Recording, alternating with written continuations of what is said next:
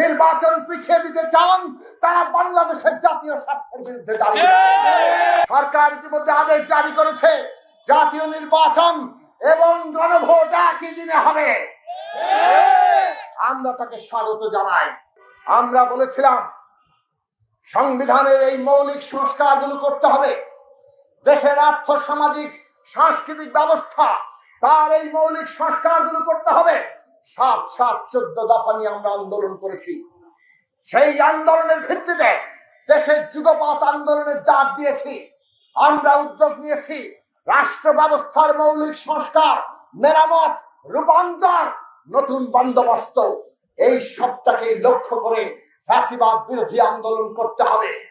BNP সহ দেশের ৩৯টি দল ৩১ দফাকে সামনে রেখে, সেই সংস্কার, সেই পরিবর্তনের লক্ষ্যকে সামনে রেখে ফ্যাসিবাদ বিরোধী লড়াই করেছিল।